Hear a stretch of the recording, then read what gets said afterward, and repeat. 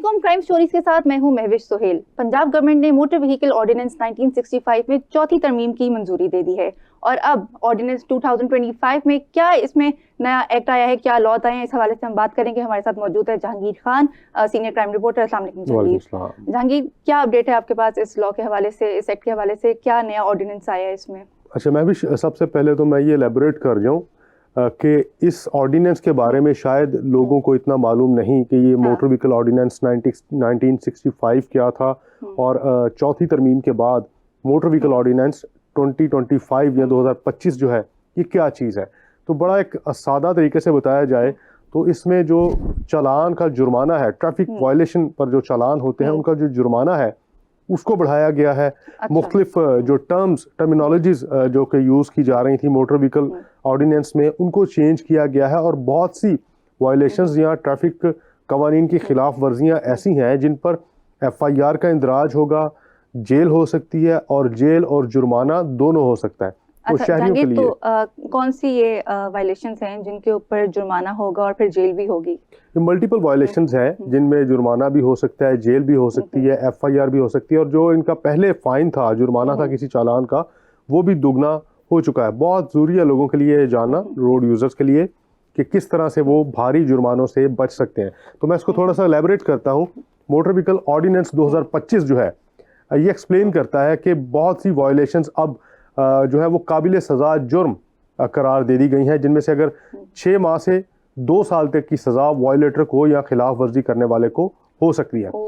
इस नई तरमीम के मुताबिक अगर कोई शख्स बगैर ड्राइविंग लाइसेंस या विद एक्सपायर्ड लाइसेंस या विद कैंसल्ड ड्राइविंग लाइसेंस के गाड़ी चलाता हुआ पकड़ा जाता है तो उसको 6 माह तक की कैद हो सकती है और साथ ही जुर्माना भी हो सकता है।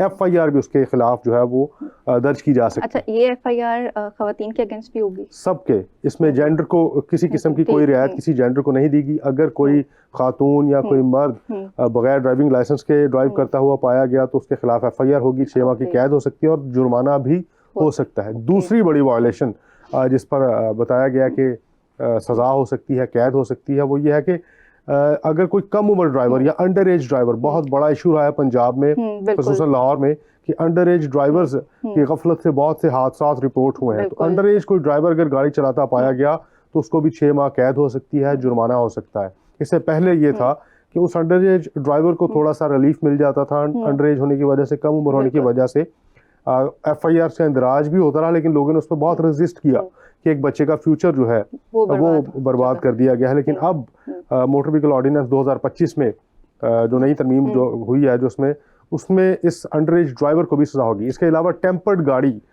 यहाँ पे मैं आपसे एक और सवाल करूंगी कि क्योंकि ये जुवेनाइल एक्ट के अंदर आता है तो वो कैसे यहाँ पे अप्लाई होगा?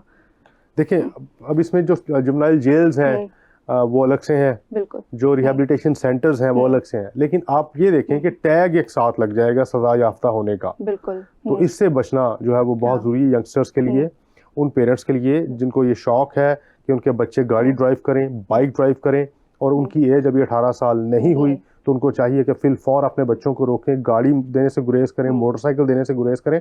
उनका पूरा फ्यूचर जो है वो स्टेक पे लग सकता है, नुकसान हो सकता है। इसके अलावा मैं भी इसमें जो टेम्पर्ड गाड़ियां हैं या अल्टर्ड गाड़ी अगर कोई फरोख्त करता है किसी को तो उसको 2 साल तक की कैद हो सकती है और जुर्माना भी साथ में हो सकता है। अच्छा, टेम्पर्ड जो गाड़ियां होंगी उसको कैसे जो है वो मेजर किया जाएगा कि वो टेम्पर्ड है? उसका कोई हमारे पास मैकेनिज्म है? बहुत से लोग जो है वो सादा लोग हैं वो गाड़ी खरीद लेते हैं, उनके तो इल्म में नहीं होता कि गाड़ी अगर मेरे जैसा कोई बंदा जाएगा तो मुझे गाड़ी का इतना अंदाजा नहीं है, तो मुझे कैसे पता चलेगा कि वो टेम्पर्ड है? जो गाड़ी खरीद रहे हैं, जो आप व्हीकल खरीद रहे हैं, किसी भी खिदमत मरकज में जाकर उसको वेरीफाई करवाएं कि क्या वो गाड़ी किसी क्रिमिनल एक्टिविटी में इस्तेमाल तो नहीं हुई, गाड़ी टेम्पर्ड तो नहीं है। एक्साइज से उसका रिकॉर्ड चेक करवाया जा सकता है किसी जानने वाले के थ्रू या डायरेक्टली अगर किसी का कोई सोर्स है कि इस गाड़ी की डिटेल्स हमारे साथ शेयर कर दीजिए, हमने इसको खरीदना है। अगर तो उस गाड़ी में कोई फॉल्ट होगा, गाड़ी टेम्पर्ड होगी, गाड़ी चोरी की होगी, तो उसके अगेंस्ट FIR जो है वो क्रिमिनल रिकॉर्ड पुलिस की जो ब्रांच है उसमें उसका रिकॉर्ड लाजमी होगा। तो ऐसी गाड़ी खरीदने से भी अवॉइड करें क्योंकि वो अल्टीमेटली जो खरीदार है उसके लिए तो वैसे ही नुकसान है। और अगर कोई ऐसा गाड़ी फरोख्त करता पाया गया तो उसके खिलाफ भी कानूनी कार्रवाई जो है वो बताई जा रही है। इसके अलावा एक पब्लिक सर्विस गाड़ियां और स्कूल बसों में ज़रूरत से ज़्यादा मुसाफिर बिठाने पर, जिसको ओवरलोडिंग कहा जाता है, कि उस पर 6 माह की कैद होगी और जुर्माना होगा। और सबसे इम्पोर्टेंट बात जो मुझे लगती है इस ऑर्डिनेंस में वो ये है कि 3 व्हीलर रिक्शा, मोटरसाइकिल रिक्शा और लोडर रिक्शा, इनके लिए जो ड्राइवर हैं, उनके लिए भी हेलमेट पहनना लाजमी करार दिया गया है। इसमें चिंची भी आती है, चिंची भी आ जाएगी, रिक्शा भी आ जाएगी, हेलमेट जो है वो कुछ अर्सा पहले जो चीफ ट्रैफिक ऑफिसर है लाहौर के, उन्होंने ये सजेशन दी थी कि जो 3 व्हीलर के ड्राइवर्स हैं उनके लिए भी लाजमी है कि वो हेलमेट पहने। चिंची रिक्शा के ड्राइवर, लोडर रिक्शा आ जाता है जिसके आगे बाइक और पीछे उसकी बॉडी है जिसमें सामान जो है वो लोड किया जाता है। तो लोगों ने इस पे बड़ा इसका मजाक उड़ाया कि जी अब रिक्शा ड्राइवर या चिंची रिक्शा वाला भी हेलमेट पहनेगा तो पूरा शहर ही हेलमेट पहनने लग जाए। लेकिन आप देखें कि सेफ्टी के पॉइंट ऑफ व्यू से अब इसको इस ऑर्डिनेंस में लाजमी करार दिया गया। जहांगीर, अगर हम रिक्शे को देखते हैं तो वो तो एक कवर्ड रिक्शा है, बिल्कुल ऐसा लगता है कि गाड़ी है, पीछे भी सिक्योर है, दरवाजे लगे हुए हैं, आगे दरवाजे नहीं होते, वो उसको भी एक सिक्योर जो है उन्होंने बनाया हुआ है, उसकी बॉडी ऐसी है। आप देखें कि मैंने इसी साल में चंद माह पहले एक एक्सीडेंट रिपोर्ट किया, उसमें जो रिक्शा है, अब मैं एक्सप्लेन या एलैबोरेट नहीं कर सकता कि वो बिल्कुल प्रेस हो चुका था। इतना नाकिस क्वालिटी का मटेरियल जो आप कंपनीज लगा रही हैं कि वो उसकी बॉडी में कुछ भी नहीं है। हम उसको समझते हैं कि वो सिक्योर है, कवर्ड है, लेकिन उसका एक तो इम्बैलेंस होने के चांसेस ज्यादा हैं। अब फिर ये है कि बॉडी स्ट्रक्चर मजबूत ना होने की वजह से वो डैमेज ज्यादा है।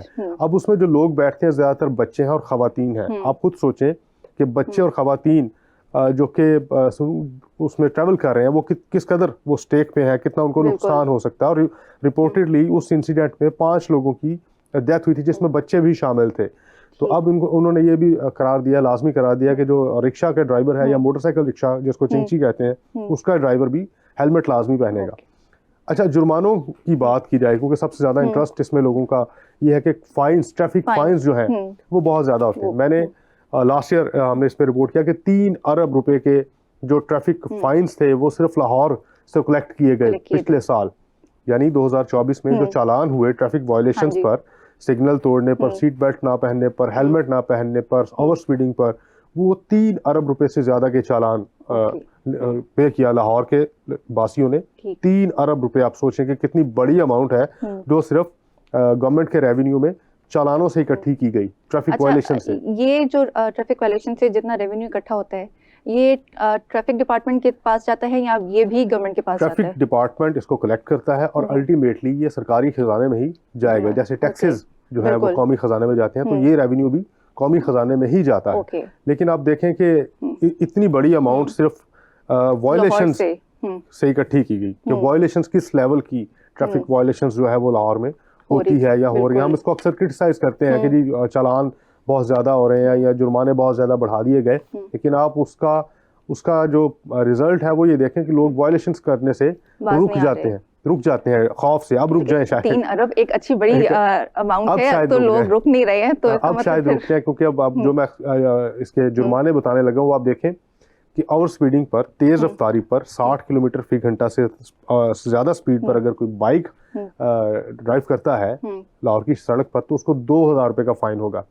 वैसे मोटरसाइकिल का जो जुर्माना था वो 500 रुपया था, ज्यादा से ज्यादा 200-300 रुपए लेकर 500 रुपए लेकर जो है वो चालान कर दिया जाता था। लेकिन अब बाइकर का भी जो फाइन है वो 2000 है।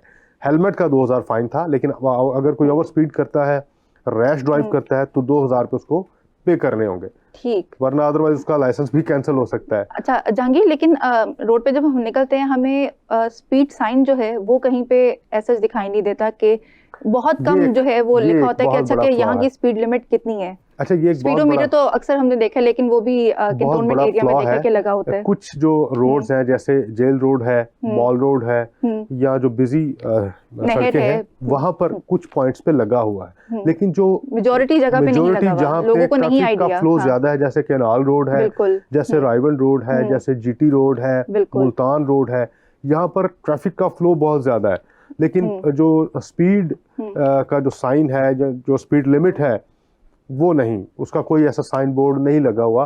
तो वैसे भी गवर्नमेंट ने कुछ ऐसा पहले शहर में मोटरसाइकिल की जो मैक्सिमम स्पीड है वो 60 किलोमीटर फी घंटा मुकर्रर कर दी हुई है, लेकिन उसके बावजूद आप कैनाल रोड पे देखें 70 से 80 किलोमीटर फी घंटा की रफ्तार से बाइक चलना एक आम बात है। और बहुत से एक्सीडेंट्स जो है वो ओवर स्पीडिंग की वजह से रिपोर्ट हो रहे हैं। और लेन्स भी फॉलो नहीं करते, स्पेशली बाइकर्स, वो हमेशा फास्ट ट्रैक में घुसे होते हैं, उनको जब भी देखा है। अच्छा, तेज रफ्तारी पर जो कार का फाइन है वो 5,000 रुपये है। अगर कार स्पीड लिमिट क्रॉस करती है तो 5,000 रुपये कार के ड्राइवर को जेब में रखने चाहिए इस किसी भी किस्म का एडवेंचर करने से पहले। सिग्नल वायलेशन पर मोटरसाइकिल को जो है वो 2,000, जबकि जो रिक्शा या 3 व्हीलर है उसको 3,000 रुपये फाइन पे करना होगा। और अगर 2,000 सीसी की गाड़ी है किसी की और वो सिग्नल तोड़ता है तो 10,000 रुपये उसको फाइन। अगर किसी की गाड़ी 2,000 सीसी है और वो सिग्नल वायलेशन करता है तो 10,000 रुपये फाइन उसको होगा। और अगर इससे ज्यादा की गाड़ी है किसी के पास, 2,000 सीसी ज्यादा है, 2,500 सीसी है, 3,000 सीसी है और सिग्नल वायलेशन वो करता है तो फिर 15,000 रुपये उसको फाइन पे करना पड़ेगा। यहाँ पे मैं ये क्वेश्चन करूंगी कि क्या हमारे जो सीसीटीवी कैमरास जो लगे हुए हैं यहाँ पे वो काम कर रहे हैं, क्योंकि वो अक्सर हमने देखा कि वो बंद पड़े होते हैं। ये देखें, आप उनसे पूछें जिनको ही चलान आते हैं उनको अच्छी तरह से आइडिया होगा। इनफैक्ट बहुत से लोग ऐसे हैं जो कि अपनी गाड़ी सेल कर चुके हैं, लेकिन वो चूंकि नेक्स्ट ऑनर के नाम पे ट्रांसफर नहीं हुई और चालान जो है उसको आ रहा है जिसने गाड़ी सेल कर दी। तो ट्रैफिक वायलेशन के पॉइंट ऑफ व्यू से बहुत इंपॉर्टेंट रोड्स ऐसे हैं जहां पर कैमरे एक्टिव हैं, देख रहे हैं, मॉनिटरिंग जारी है, वायलेशंस पे चालान भी किए जा रहे हैं। अच्छा, ये मैंने जो 3 अरब रुपए का फिगर आपसे शेयर किया है इसमें ई चालान शामिल नहीं है। ये सारे मैनुअल चालान हैं जो कि ट्रैफिक वार्डन्स ने रोड्स पे किए थे।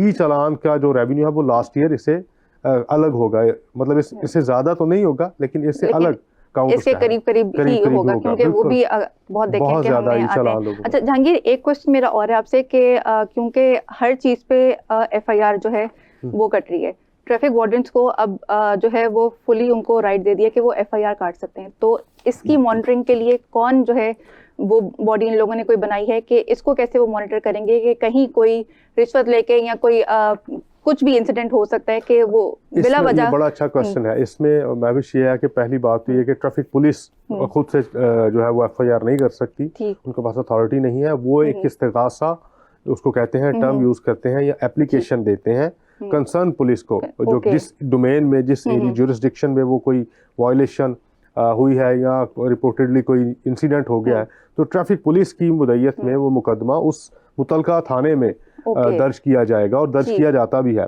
जहाँ तक बात है कि क्या ट्रैफिक वार्डन उसमें कसूरवार था या जो रोड यूजर है उसका कसूर था या दोनों में तकरार हो गई, बहस हो गई, तो उसके लिए कुछ रोड्स पे एक फर्स्ट फेज में ट्रैफिक वार्डन्स के जो यूनिफॉर्म है उनके साथ कैमराज बॉडी कैम्स लगा दिए गए थे ताकि सारी की सारी रिकॉर्डिंग जो है वो हमारे पास हो as an evidence, digital evidence.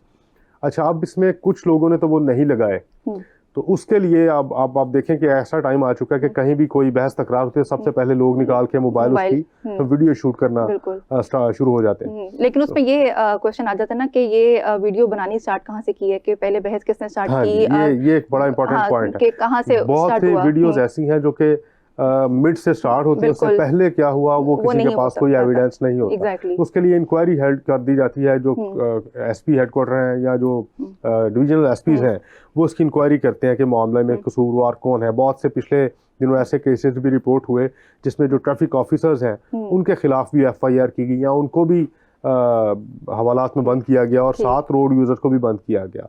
तो अभी इसमें यह है कि मैक्सिमम कोशिश तो यही करनी चाहिए सबको, रोड यूजर्स को, इंक्लूडिंग मी, इंक्लूडिंग यू, कि वायलेशन ना की जाए, ट्रैफिक कवानीन को फॉलो किया जाए। Thank you so much Jahangir, आपने हमें नई ट्रैफिक वायलेशन रूल्स के हवाले से बताया। आप भी फॉलो कीजिएगा कि आपसे भी कोई किसी किस्म की कोई गलती ना हो। मैं भी कोशिश करूंगी कि मेरे से कोई भी ट्रैफिक रूल जो है वो कोई ना टूटे। तब तक के लिए हमें इजाजत दीजिए। अल्लाह हाफिज।